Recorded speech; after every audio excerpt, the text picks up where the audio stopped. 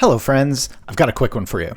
Today we're going to talk about why sometimes when you're in Photoshop and Illustrator, your cursor may look a little bit different than how you might expect. So this is one of those things that has been part of the programs for ages and has occasionally confounded some of my colleagues when they open up a program and notice things don't look quite right. Let's take a look. So normally when you're in Photoshop and using the brush tool, it'll look something a little bit like this.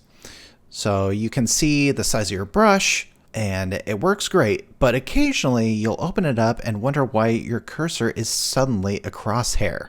The reason for this is very simple. All you have to do is hit the caps lock key.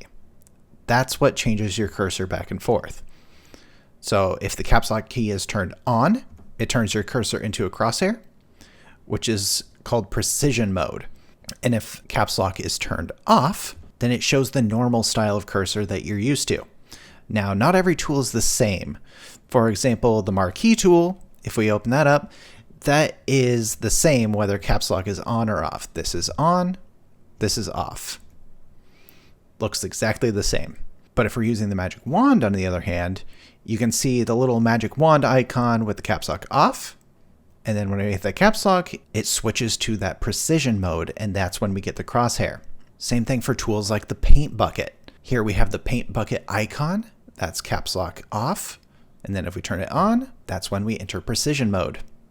It's like that for a lot of the tools. One that's a little bit different is the eyedropper tool. So you'll see here, we can see the icon, it looks normal. And then if we hit caps lock, it still shows a crosshair, but this one's a little bit different in how it looks, but the function is still the same. Now over here in Illustrator, it's very similar, though there are fewer tools that use that same function. So we've got our brush tool here, and we've got caps lock on, caps lock off. So same thing with the pencil tool, caps lock off, and then caps lock on. It switches to this more of an X rather than a crosshair.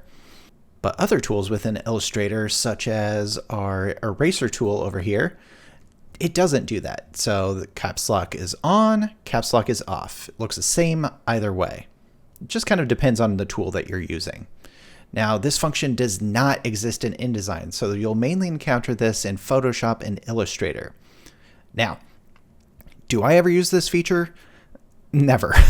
I never use the caps lock feature for this. It's more of a confusion and mild annoyance for me than anything else.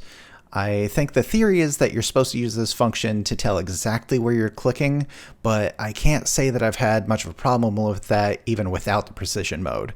So generally I don't use it. But hopefully this helped if you were trying to figure out why things looked a little bit off in your Adobe programs.